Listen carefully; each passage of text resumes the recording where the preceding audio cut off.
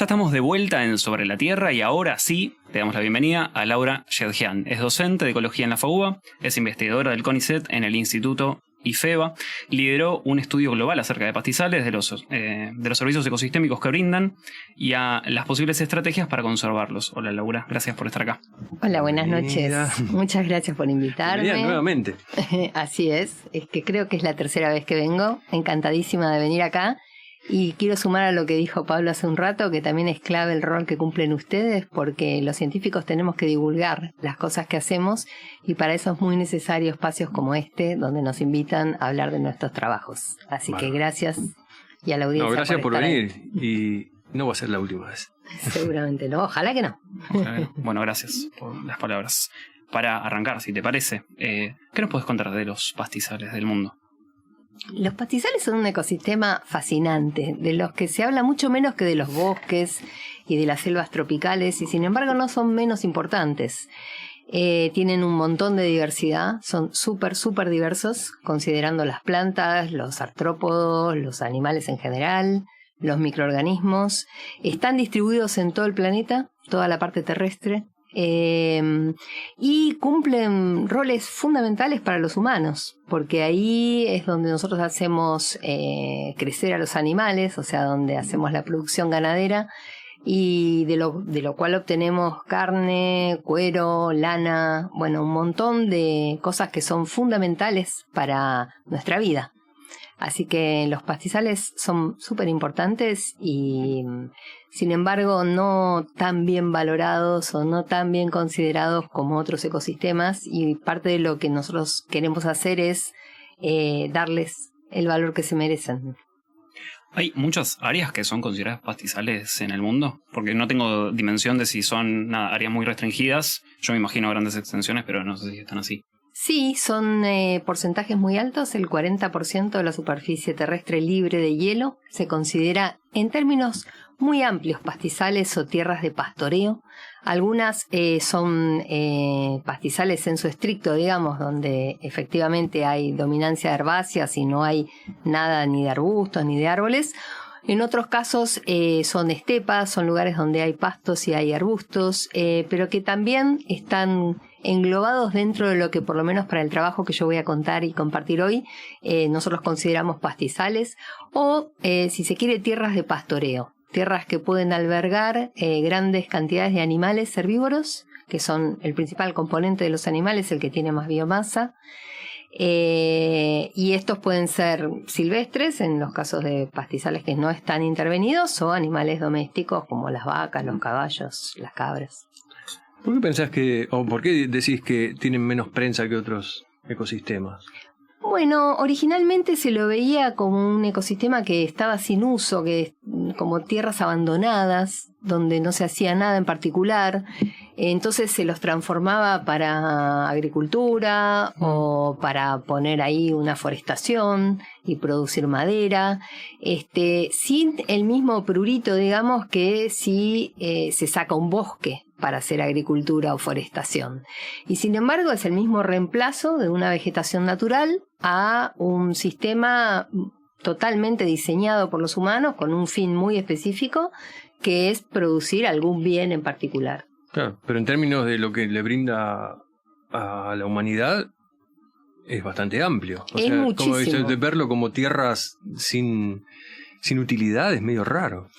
Es como que es difícil darse cuenta de la gran necesidad que tenemos y el enorme vínculo que tenemos con la naturaleza. De la naturaleza dependemos de una manera muy cercana, porque sin naturaleza no tendríamos lluvia. El clima sería totalmente distinto, haría muchísimo más calor, tendríamos el problema de calentamiento global multiplicado no sé cuántas veces. Y bueno, parte de la naturaleza son pastizales, otra parte son bosques, otros son desiertos, pero digamos, todos los ecosistemas naturales, su presencia en el planeta, incluso también, por supuesto, la parte de los océanos, es fundamental para poder sostener la vida de la humanidad. Ahora, tengo una pregunta muy concreta, que es como para bajar a tierra. Suponete que, porque uno dice pastizal y más o menos te haces una idea, pero si vos vas en un auto, ponele que vas a la costa, y bajás la ventanilla, ¿cómo sabes que estás mirando un pastizal y no otro ecosistema? Bueno, es básicamente lo que ves de acá a la costa. Todo lo que hay alrededor tuyo, si salís de la ciudad de Buenos Aires y te vas hacia Mar del Plata, por ejemplo, o cualquier otra ciudad costera, lo que ves son pastizales. En muchos casos ya están transformados, o sea, vas a ver cultivos de maíz, de soja, de trigo, dependiendo de la época del año y el lugar, de girasol, pero eso originalmente eran pastizales. Y hay muchos lugares donde todavía quedan pastizales y vas a ver vacas que están pastándolos en general. En algunos casos hay algunos montecitos, algunas cortinas forestales o cortinas de árboles, pero todo eso ya fue implantado por nosotros, por las personas. Originalmente toda esta región, que es lo que llamamos la región pampeana, que se extiende en la provincia de Buenos Aires, en La Pampa, en parte de San Luis, de Córdoba, de Santa Fe, era todo un gran pastizal. Bien. Y recién, hace un ratito mencionaste que aportan carne por los animales que sostienen, o que hacen disminuir la temperatura, que controlan la humedad, no sé. Esos son servicios que nos aportan, ¿no? ¿Esos son servicios ecosistémicos? Esos son servicios ecosistémicos. Así los llamamos con una mirada muy, muy antrópica, muy parada en el ser humano, que ve la naturaleza como un prestador de servicios a la humanidad para aumentar el bienestar de la humanidad, digamos, sin pensar en el resto de los animales, pero por supuesto que también le brindan servicios al resto de los animales. Pero el término servicio ecosistémico se acuñó para poner en evidencia que el bienestar que nos da la naturaleza es mucho más que lo que normalmente contemplamos. Por ejemplo, los pastizales no solo le proveen comida al ganado, alimento al ganado, que nosotros después usamos o cosechamos de ese ecosistema, sino también esta cosa de almacenar carbono, de regular el clima que mencionábamos hace un rato, y está hace un servicio intangible, es muy difícil de cuantificar, de ponerle un precio.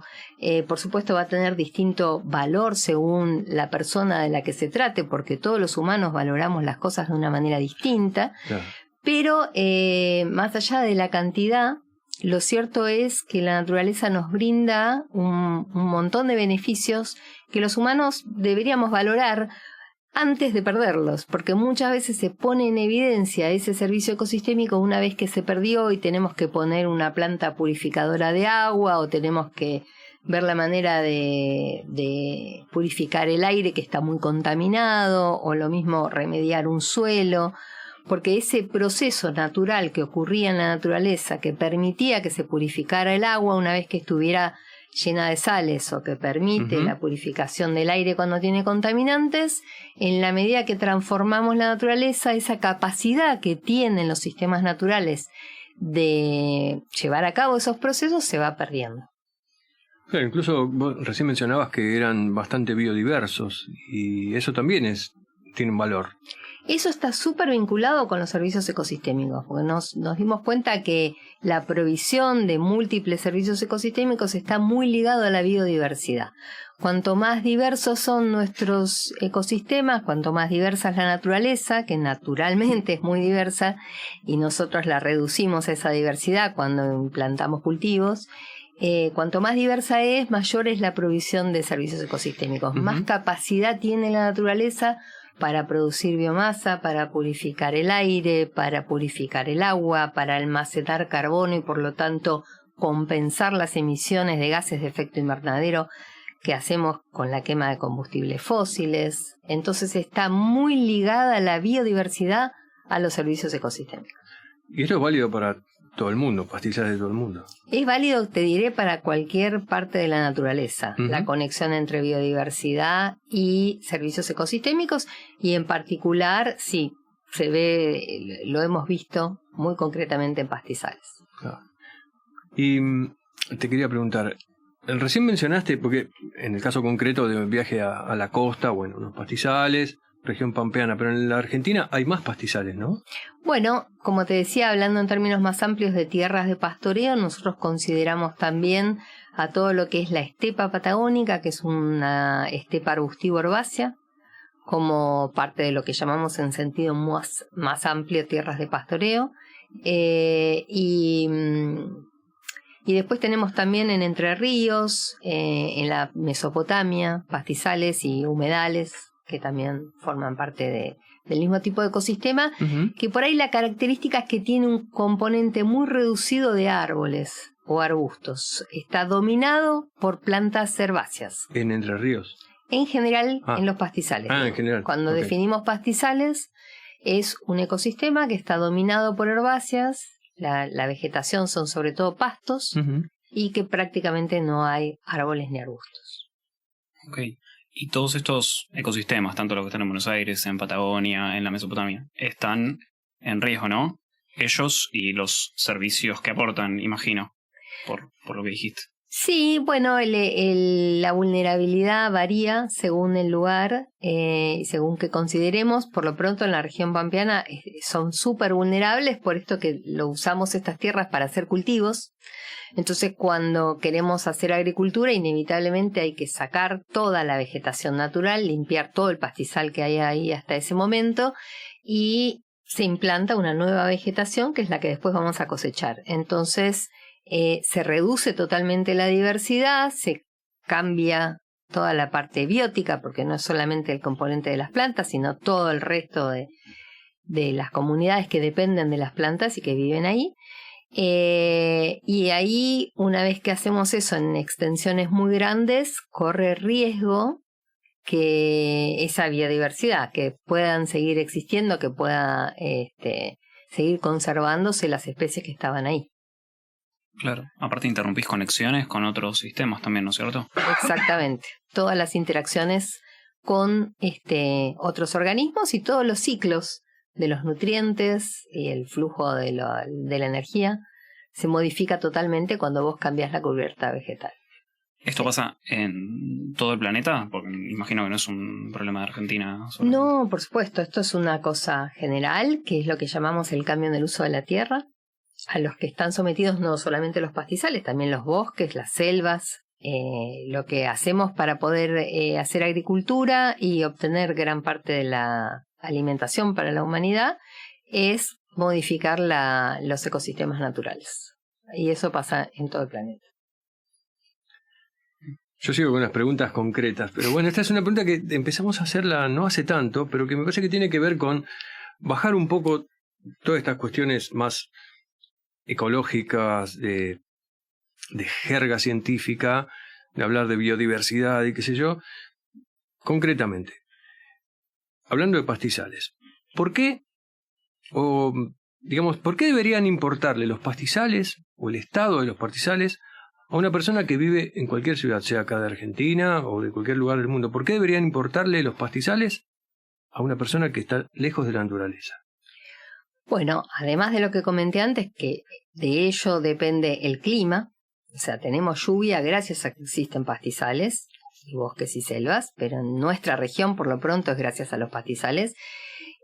También la temperatura en la que nosotros vivimos, y si bien la está aumentando, sigue siendo adecuada para la vida humana, en gran parte se la debemos a los pastizales, pero además es fuente de alimento. Nosotros, por lo menos los carnívoros, obtenemos nuestra fuente de proteína de los pastizales, claro, que es donde crecen las vacas y donde pastan las vacas, o las ovejas, o las cabras, los caballos.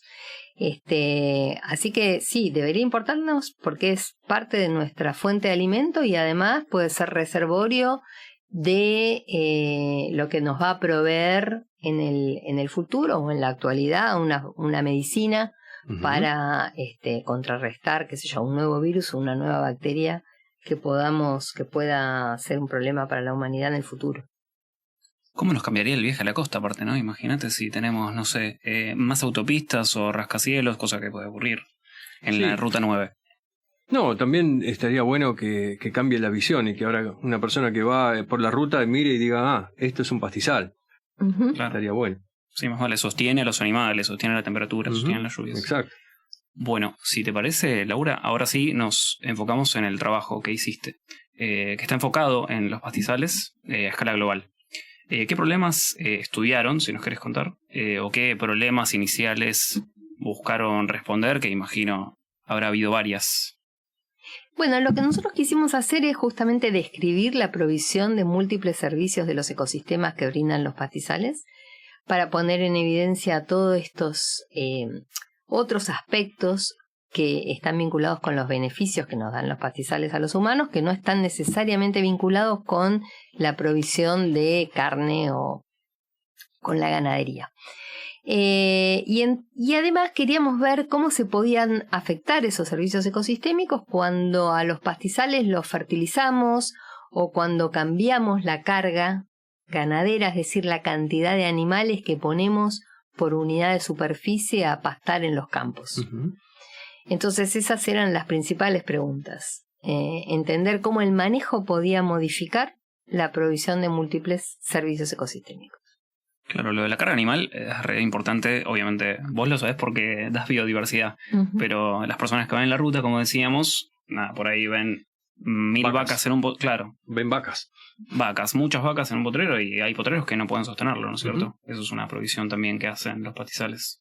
Por supuesto, esa es la provisión por ahí que es más evidente, ¿no? Y que además tiene un valor de mercado, entonces es muy concreto ese servicio ecosistémico que brindan los pastizales, que es proveer el alimento para el ganado. Pero después están todo este otro montón de servicios vinculados con lo que decíamos hace un rato, la regulación del clima, la purificación del agua, la circulación de los nutrientes, que es menos evidente que están ahí como servicios ecosistémicos y que sin embargo son fundamentales para la producción ganadera, pero además para el bienestar humano en general. Y por otro lado también hay un montón de servicios que llamamos culturales, uh-huh. que tienen que ver con la belleza, con la paz, con el bienestar que nos produce estar en la naturaleza, ¿no? En general todos buscamos la naturaleza para recrearnos, para tener menos estrés, para tener momentos de recreo, de vacaciones, de distensión. Y eso también es un servicio fundamental que brinda la naturaleza a los humanos. Que estamos inmersos a veces en el medio de una ciudad, con los ruidos, con la contaminación, con todo ese estrés que nos produce todo ese ambiente de la ciudad. Y bueno, buscamos justamente el contacto con la naturaleza para poder compensar ese malestar que nos brinda. Entonces también para eso son importantes los pastizales y en general la naturaleza. Y este trabajo, que es global, parte de una red, entiendo, sí son varios países y sitios, ¿no? Sí, lo que hicimos acá fue aprovechar una red que ya teníamos montada, que es una red de experimentos coordinados internacional, que tiene representación en los 6 continentes del mundo. Uh-huh. En total nosotros usamos 79 sitios que están distribuidos en 15 países. Un montón. Donde ya veníamos haciendo un experimento de parcelas experimentales de los pastizales, agregarles algunas nutrientes, o sea, fertilizarlas, y a otras les sacábamos el ganado y en algunos casos hacíamos una combinación de las dos cosas, es decir, lo que nosotros llamamos tratamientos para un experimento científico, y medíamos exactamente de la misma manera en todos los sitios que les comenté las mismas variables de respuesta, es decir, los mismos efectos en el ecosistema. Medíamos cómo cambiaba la biodiversidad de la vegetación, cómo cambiaba la materia orgánica del suelo, la cantidad de forraje o alimento para el ganado, cuando hacíamos estos tratamientos, ¿no? O esta simulación de manejo de fertilizar y mover animales de un lote a otro, de un campo a otro. Entonces, ese experimento que lo establecimos en algunos sitios, los más longevos en el año 2008, en otros un poquito más tarde, pero que lo continuamos durante todos los años, agregando siempre la misma cantidad de fertilizante todos los años y midiendo de la misma manera las variables de producción de biomasa, de biodiversidad, de materia orgánica del suelo.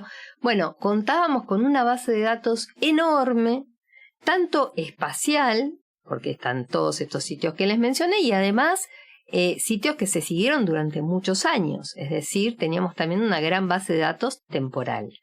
Y aprovechamos todos esos datos y dijimos, a ver, agarremos las variables que están directamente vinculadas con servicios ecosistémicos y analicemos para todos estos sitios y durante todo este tiempo cómo se fueron modificando los servicios ecosistémicos con la fertilización y con la exclusión del ganado que hacíamos experimentalmente en todos lados a través de cercas. Contábamos con lo que nosotros llamamos clausuras, que son áreas donde sacamos a los animales, tanto ganado como los grandes herbívoros silvestres, y medíamos en esas parcelas las mismas variables que en el pastizal pastoreado. Claro, me parece que es un detalle importante ese, que en todos los sitios repiten la misma metodología, el mismo protocolo, entonces eso te permite comparar, ¿no? Totalmente. En eso consiste en lo que se llaman las redes de experimentos coordinados. Uno se pone de acuerdo con una metodología, con el tamaño de las parcelas, cada cuánto va a ir a medir, qué cantidad de fertilizante agrega, cómo excluye al ganado, con qué tipo de cercas. Absolutamente todo es algo que se acuerda de antemano y todos lo hacemos de la misma manera. Y en general somos grupos de investigación que ya venimos trabajando pastizales, que nos interesan estas preguntas y que por ahí no nos cuesta tanto acomodar nuestros experimentos, claro, o establecer una parcela nueva de experimento para seguir este protocolo común. Pero en ese caso, cada grupo en distintos países obtiene el financiamiento para hacer este experimento, ¿o es un financiamiento global para todos? No, cada país obtiene su propio financiamiento. Lo que hemos conseguido de financiamiento es para tener unos talleres o workshops en los que nos reunimos investigadores de los distintos sitios, por ahí no de todos, pero la mayoría de los sitios, y en estos talleres nos juntamos a discutir justamente los protocolos, a discutir qué tipos de preguntas podemos contestar con estos datos, a ver de qué manera analizarlos, quién se hace cargo de escribir cada parte del trabajo. Bueno, y ahí llevamos nuestras ideas de nuevas hipótesis que podríamos contestar con este experimento global, digamos. Claro. Cuando lo que estudias es el tratamiento de fertilizar, lo entiendo, ¿no? Ejemplo, 50 kilos de nitrógeno, no sé, en tal área. Pero cuando es con animales, ¿cómo haces cuando tenés diferente carga? Porque imagino que tenés diferentes especies y en muchos casos tenés una carga en sitios que es distinta, ¿no es cierto? Y ahí, ¿cómo haces ese manejo? Tu pregunta es muy buena. La verdad es que es muy difícil llegar a un experimento que sea exactamente el mismo, porque, por ejemplo, en los pastizales hay distinta carga ganadera. También es cierto que cada uno de los pastizales del mundo tiene distinta fertilización natural. Ah, claro. Entonces, si bien aplicamos el mismo tratamiento, el efecto que vamos a obtener no va a ser el mismo en los distintos lugares. Pero bueno, por ejemplo, la carga la usamos como covariable, es decir, la tenemos en cuenta a la hora de interpretar los resultados.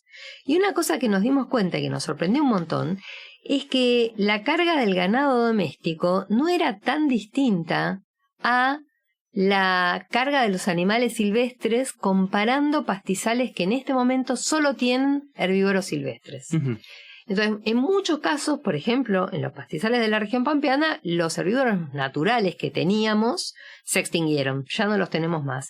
Y su función ha sido en gran medida reemplazada por las vacas, los caballos, las ovejas que hemos traído de otro lado. Y ahora este ganado está cumpliendo una función que antes la cumplían los grandes herbívoros nativos de nuestras tierras.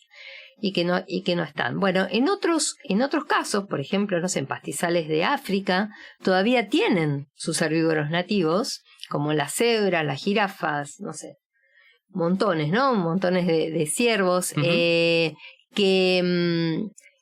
tienen una carga que está bastante relacionada con lo que ese pastizal puede alimentar. Y entonces nos dimos cuenta que la carga ganadera no era tanto mayor que la carga de los herbívoros silvestres en los pastizales o las tierras de pastoreo que no tienen ganado. Claro. Y otra cosa interesante es que la provisión de servicios ecosistémicos tampoco cambiaba tanto como que de estos 79 sitios pudimos separar los que se usan para ganadería, como los que nosotros tenemos acá en la Pampa Deprimida, de los que se usan, mejor dicho, de los que no se usan, los que están en reservas, en parques nacionales, donde todavía nunca se ha hecho ganadería. Entonces solamente tienen herbívoros silvestres. Uh-huh. Y pudimos hacer esa comparación. Buenísimo. Y vimos que la producción de servicios ecosistémicos no era distinta. Lo cual está bueno. Y creemos que un poco es por este rol que está cumpliendo el ganado doméstico en los pastizales donde ya no tenemos a los silvestres. Y claro, los nativos, claro. Exactamente. Impresionante, muy bueno. Y acá... perdón. Adelante. ¿Se suele fertilizar los pastizales? Porque tal vez en otros lugares sí, por algo hacen el experimento. Efectivamente, en Argentina muy poco. Se fertilizan por ahí algunas pasturas. Justo fue una pregunta que le hice a mi colega Pedro Tonietti, que es uno de los coautores del trabajo, junto con Sofía Campana, con Pamela Graf, con Cecilia Molina, todos que trabajan también en el IFEBA, y bueno, Juan Alberti, que trabaja en otro instituto del CONICET de Mar del Plata. Con ellos como que hicimos este trabajo muy mano a mano y analizamos juntos los datos. Y Pedro me comentó hoy que efectivamente casi no se fertilizan los pastizales en Argentina. Uh-huh. Por ahí alguna pastura, algún verdeo de invierno que se pone específicamente para después Claro.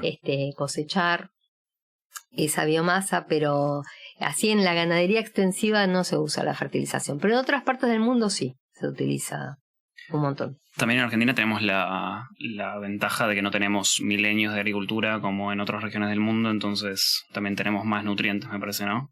Totalmente. Es un error no reponerlos igual también, pero... Sí, eso es verdad. Es un error no reponerlos, pero es cierto que no tenemos la misma historia de ganadería que tienen otras partes de lo que se llama el viejo mundo, ¿no? Claro. Y volviendo al trabajo, de toda la red global que contaste y los experimentos, ¿hay sitios en Argentina? Entonces, teniendo en cuenta que tenemos unos cuantos pastizales. Tenemos en total 6 sitios en Argentina. Tenemos 2 en lo que llamamos la región pampeana. Después hay un sitio cerca de Bariloche, que eso ya es una estepa arbustiva herbácea. Hay un sitio en el sur de Santa Cruz, también una estepa arbustiva herbácea muy seca. Y después tenemos un sitio en una reserva en la península de Valdés, que ahí hay solamente guanacos. Es una reserva de la Fundación Vida Silvestre, donde se sacaron las ovejas ya hace varios años y de alguna manera se restituyó naturalmente la población de guanacos. Y ese fue uno de nuestros sitios de pastizales con herbívoros silvestres. Uh-huh. En este pool o grupo de sitios que no están siendo usados para ganadería. Así que sí, en Argentina tenemos de todo un poco. Formó parte del trabajo. ¿Y los sitios los eligieron porque está la Facu ya investigando previamente o los eligieron porque tienen ambientes diversos? ¿Por qué eligieron esos sitios? Bueno, de vuelta un poco como se eligieron el resto de los sitios en esta red coordinada internacional. Fue un consorcio de gente que estaba estudiando pastizales, que nos fuimos encontrando y agrupando y contactando unos a otros y sumándonos a la red, que está liderada por un grupo de colegas en Estados Unidos, principalmente Elizabeth Borer y Eric Siblom, que son colegas que trabajan en pastizales hace muchos años y que se les ocurrió hacer esta red de experimentos coordinados y bueno, fueron invitando a distintos grupos que ellos sabían que trabajábamos en pastizales y nosotros a su vez cuando fuimos invitados corrimos la voz en Argentina y así se fueron sumando otros colegas. Excelente.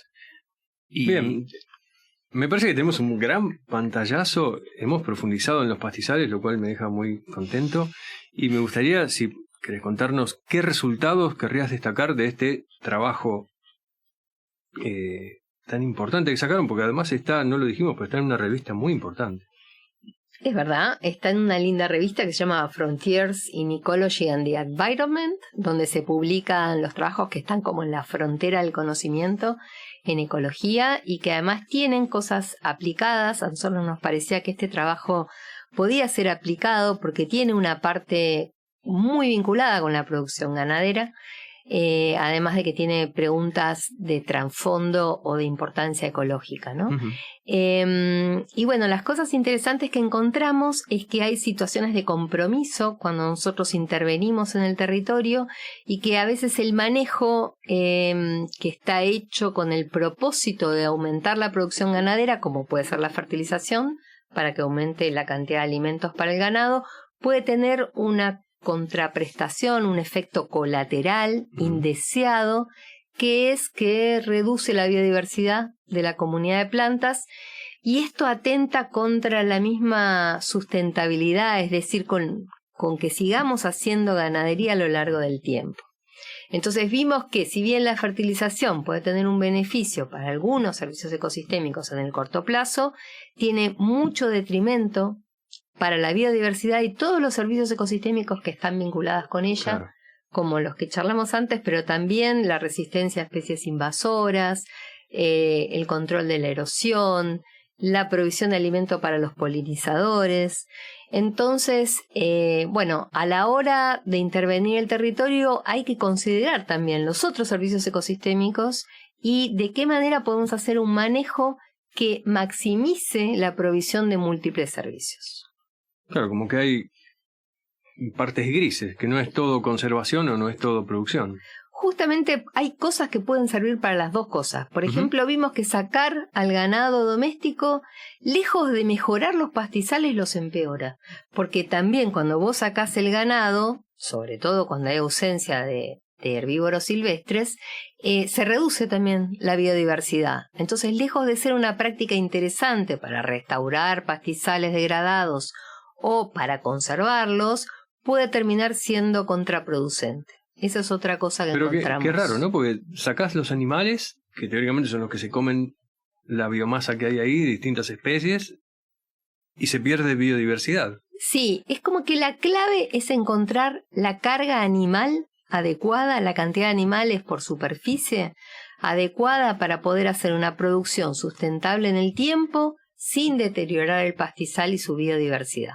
Si sacás todos los animales es tan nocivo como poner un montón, porque al sacar los animales el pastizal se domina por unas pocas especies que son las más competitivas, se reduce la biodiversidad, en muchos casos se invade con especies exóticas que tienen un comportamiento distinto y en particular suelen dominar la comunidad. Entonces, en definitiva, sacar los animales reduce la biodiversidad y puede llevar a la degradación del pastizal. ¿Y en el caso de la fertilización? Y en el caso de la fertilización, muy concretamente, los beneficios son solo a corto plazo, que aumentan efectivamente la provisión de alimento. En el largo plazo, porque vieron que yo les conté que este experimento lo seguimos durante más de 10 años, Sí. y entonces nosotros comparamos la provisión o el cambio en la provisión en el corto plazo y en el largo plazo con la aplicación de fertilizante. En el largo plazo se revierte ese beneficio que se ve en el corto plazo, es decir, que ya no aumenta la provisión de alimento y la producción ganadera cuando se fertilizan durante muchos años consecutivos. O sea, se revierte ese beneficio inicial. Se revierte el beneficio inicial y encima se acentúa la pérdida de biodiversidad y todo otro montón de consecuencias indeseadas de la fertilización.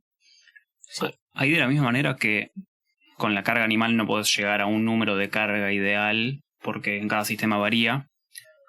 Cada sistema varía en, no sé, en la capacidad de sostener animales esto. Con la fertilización pasa lo mismo, ¿no? No llegás a una dosis adecuada para hacerlo en el futuro, ¿no? O si llegaste a un umbral para decir, a partir de acá, esto es un exceso de fertilización y perjudica en el largo plazo. Eso Sí. se puede, ¿no? Es muy sistema dependiente, depende también del año, si es un año lluvioso, si es un año normal o si es un año seco. Lo mismo pasa con la carga. La carga animal es un balance entre la cantidad de animales y la provisión del alimento para esos animales, y eso cambia año a año. Entonces, la verdad que el ajuste fino hay que hacerlo como lugar por lugar, teniendo en cuenta los pronósticos de lluvia sobre todo, y midiendo las variables vinculadas con la fertilidad del suelo, ¿no? Antes de fertilizar. Claro, pero re importante porque responde esto que decíamos al inicio, ¿no? En Argentina tenemos muchos sitios que no tienen nutrientes y no es una cuestión de echar nutrientes porque sí, para contrarrestar la falta, sino que puedes perjudicar el sistema a largo plazo. Por supuesto que no, porque además ya sabemos que la aplicación excesiva de fertilizante termina contaminando las aguas de las napas, termina contaminando los arroyos, en algunos casos provocando lo que se llama la eutroficación de las lagunas y los arroyos, que es cuando llega un exceso de nutrientes y hay como crecimientos explosivos de algas y se queda sin oxígeno el agua y se muere toda la fauna y la flora que hay en ese lugar. Así que sí, aplicar fertilizantes en exceso tiene un montón de consecuencias negativas. También hay mayor emisión de gases de efecto invernadero, como el gas de óxido nitroso.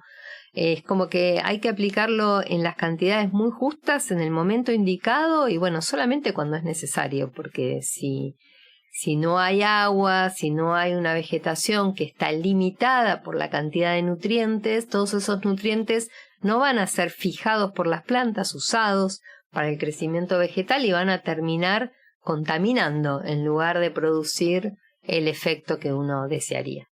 Claro. Recién mencionabas algo así como que ya te empezaste a meter un poco en lo que son las implicancias del trabajo, diciendo que bueno, que hay que pensar manejos que contemplen todas estas relaciones de compromiso, ¿no? Pero me gustaría que profundizaras un poco más, porque me imagino que implicancias habrá un montón más para ya sea decisores, productores, etcétera. Hay muchísimas implicancias, totalmente, Pablo, porque también parte de las implicancias tiene que ver con la conservación, ¿no? Yo creo que lo principal es esta cosa que hablábamos al principio de poner en valor a los pastizales, de poner en evidencia todos los servicios ecosistémicos que prestan, cómo estos servicios se modifican con la intervención humana y que por lo tanto hay que prestar especial atención cada vez que hacemos un manejo.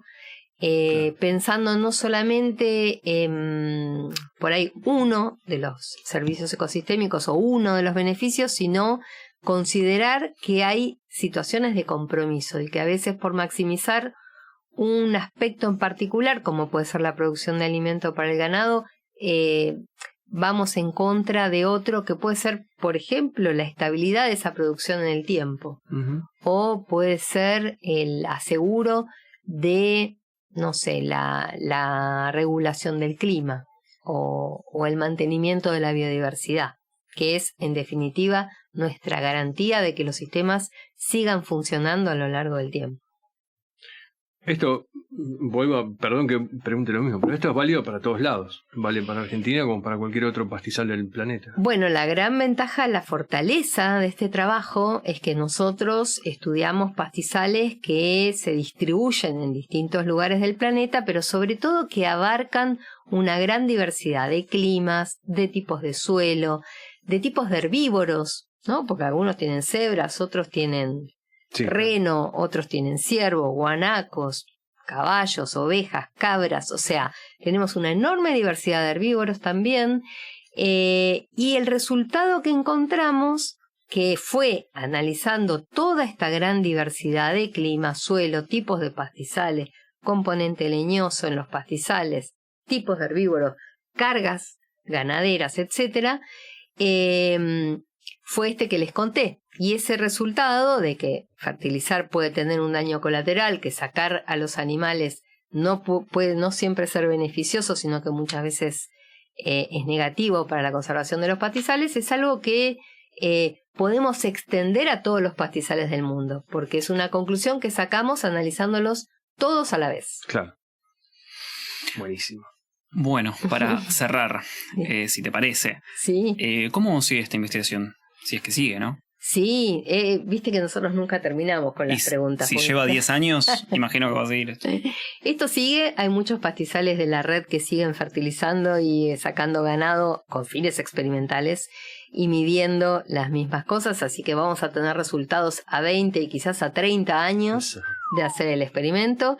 Lo cual está buenísimo porque la verdad es que hay muchos resultados, como les conté antes, que se ve una cosa inmediatamente después y una cosa muy distinta cuando la mirás a 20 años. A largo plazo, claro. A largo plazo.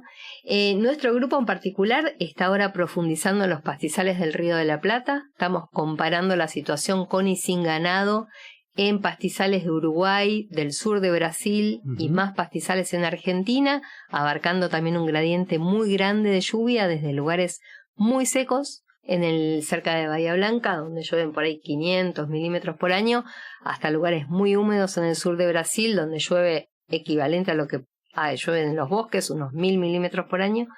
Y en todo este gran gradiente edafoclimático de tipos de clima y de tipos de suelo, estamos comparando las redes de interacción de las plantas con todos los artrópodos, con todos los bichitos que hay en los pastizales, considerando también a los predadores, a las arañas, y también los microorganismos del suelo. Así que abrieron un gran portal ahí, ¿no? Sí, porque nos vamos de la vegetación, ya sabemos bastante bien lo que pasa con las plantas, ahora queremos saber cómo cambian todas las interacciones que establecen las plantas con todo el resto de los organismos en los pastizales cuando sacamos al ganado. Wow. No es poco el laburo lo que queda por delante. No es poco, no es poco, y seguir defendiendo los pastizales también. A ver si llegamos a tener una ley de pastizales, así como tenemos una ley de bosques, una ley de glaciares que tenemos que seguir defendiendo porque es muy importante que siga vigente y que logramos volver a tenerla para conservar los glaciares y los periglaciares. También necesitamos una ley de pastizales para conservar ese ambiente natural en Argentina. Sí. Por supuesto. Una investigación de décadas. Le iba a preguntar por si tenía nuevas preguntas, me tiró como 5 y propone una nueva ley de pastizales. Bueno, cerró la entrevista de manera excelente. Bueno, nos encantó tenerte acá, Laura. Bueno, gracias. A mí me encantó charlar con ustedes. Espero que haya sido ameno para la audiencia también. Sí, seguramente. A nosotros nos encantó, así que gracias. Vamos a un corte y volvemos con el cierre, ¿sí?